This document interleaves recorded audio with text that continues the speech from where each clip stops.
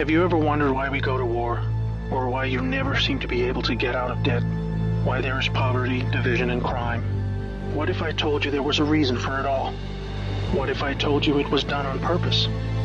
What if I told you that those who were corrupting the world, poisoning our food, and igniting conflict were themselves about to be permanently eradicated from the earth? You might think that an idealistic fantasy. Well, let me tell you a story. We acknowledge there are criminals, of course. They rob your house, they steal your phone. They can murder you too if they think they can get away with it. We have all experienced criminals in one way or another. Criminals, as we know, are those who choose personal gain over the rights of others and have no regard for the law. But here is where you need to expand your thinking. Criminals can also succeed in business and politics and can be elected as our leaders. If a criminal became the president, imagine what they could achieve. They could use the full weight of their executive power to commit much larger crimes and ensure they and their friends were enriched to the fullest extent possible. A criminal president could create alliances with other criminal presidents and then collaborate on more global criminal activities. Anything goes. Drug running, human trafficking, whatever makes the big bucks. The 20th century was turbulent with war, economic disaster, famines, and displacement. We have always accepted these things as just human nature, and simply the way the world works. Something inevitable, and due to the weaknesses of human nature that drive us to these actions. This is where we were all tragically wrong. You are not a criminal. I'm not a criminal. So how can we just assume that it is human nature that is driving all this pain and misery? What if it wasn't human nature at all, and as a result of something more deliberate? We were taught that capitalism was the cause of a massive rich-poor divide and the reason for poverty, which in turn is the reason for war, crime, and starvation. Others were taught that communism, the system of equal wealth across all people, was really to blame for the mess. But you see, folks, it is none of these things. It is not our nature to fight and be racist. It is not in our nature to rob from others. What you must learn is that it was the criminals all along. Yes, they got power. More power than a criminal should ever have. They rose to the top of media companies that control our news and entertainment. They ascended to the top of the banking system, also to the Oval Office, to Brussels, to the Vatican, to the Crown. They crept in quietly. They became leaders of agricultural companies who have control over our food supply. Also big pharmaceutical companies, the ones we trust to help us when we're sick. Nobody stopped them, and they just recruited more criminals to help them. First, they accumulated the world's wealth. They invented a system of money called central banking, which lends money to governments with interest, placing countries into eternal debt. People's wealth got less. Their wealth got more. Much more. When a criminal is already as rich as they can get, then protecting their ill-gotten gains becomes the priority. Angry citizens tired of being poor are a major obstacle and can revolt if they suffer enough. The criminals needed to prevent this. So they diverted attention to the last remaining competitor, the people of the world. You and me. We were not happy being ruled by criminals and having to work 3 jobs just to survive. They know we won't accept it. So they use their control of the media to set black against white, woman against man, young against old, Muslim against Christian. They convinced us we were the problem so that we would fight and destroy ourselves. To get it done faster, they attacked all aspects of humanity that make us strong. Like family. Using their influence over culture, they popularized lifestyle choices that led to a surge in broken homes, lost youth, and substance abuse. I could talk all day about how else they deliberately weakened us, and it would turn your stomach. We were just trying to get on with living. So where are all the good guys? Good people just want to get married, have kids, make a living, and enjoy their liberty. Well, there were good guys. Many.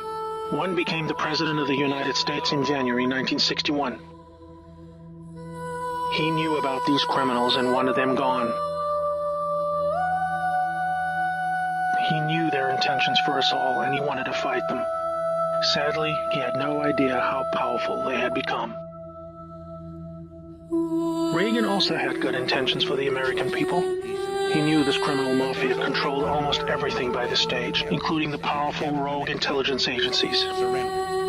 His economic policies were promising, but the criminals needed a weak America to hold on to their power. Reagan was shown with a bullet that a growing U.S. economy and prosperous citizens were not what the criminals wanted. It was looking pretty grim for good people. Every time someone wanted to stand up and do the right thing, they got stopped. Were we ever to be freed?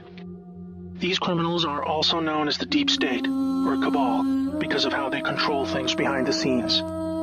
Every president after Reagan was one of these Deep State criminals, and their empire got even stronger.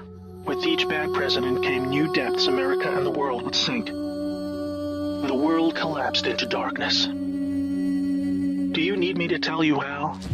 Destroyed factories, declining job numbers, sicker people, opioids, destruction of Iraq, Syria, and Yemen with pointless war, displacement of people into Europe, ISIS, terrorism, collapsed governments, poverty, and genocide.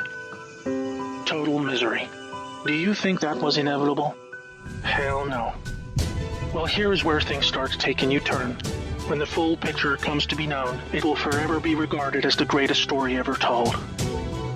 Well, here is the top line. Some good people still held positions of power. They valued humanity and the rule of law.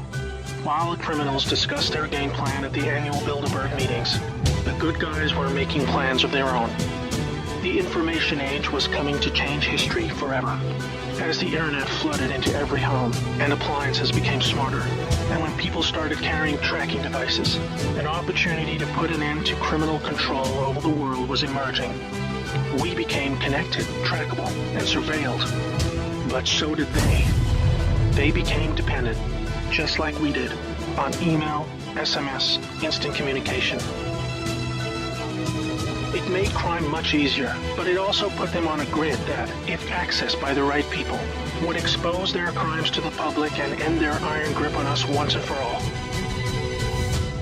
In this new age of information, it was thought that the military should also have its own intelligence agency to focus on cybercrime and espionage.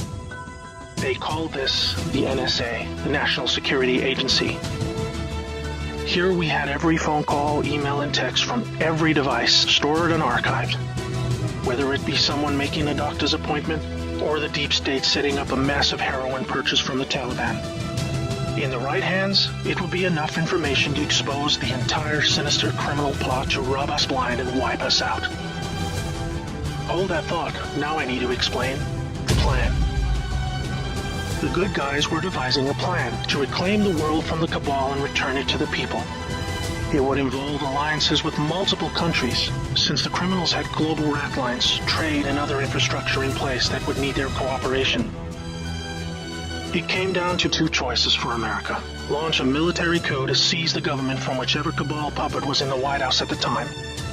Or win legitimately, take control of the NSA, expose the criminals for what they are, and arrest them all. Obviously, the first option would be very troubling for the public. With people still preoccupied with cabal-engineered social issues, they would likely revolt and hurt themselves and others. No, it would have to be the latter. So they needed a candidate who could win, and who could win big. Many states like California had been so heavily inundated by criminals that even the voting machines were electronically set up to swing votes any which way. It would need to be a very decisive victory. Good patriots in the U.S. military and their global partners asked Trump to run for president so they could take back control of America legitimately without alarming the public. Trump was a good choice, obviously, because he overcame the voter fraud and won. But he was a patriot, and he was loved and admired by the public. He was not interested in joining the cabal, because they hated America and he did not agree with them on that point. As soon as he showed interest in taking power, they activated their media assets to viciously turn on him. That's when we saw the sudden hatred emerge. Even when he won, the cabal still had no idea what he was a part of, and the sophisticated plan that was about to unfold against them. Shocked at their loss, they mobilized their full arsenal of intelligence, media, money, and technology to try and take back power. Their people at the top of the DOJ and FBI then put together a plan to frame Trump and have him impeached. This is where we come back to the NSA again. All messages were stored and could be used to expose this plot and prevent Trump's overthrow.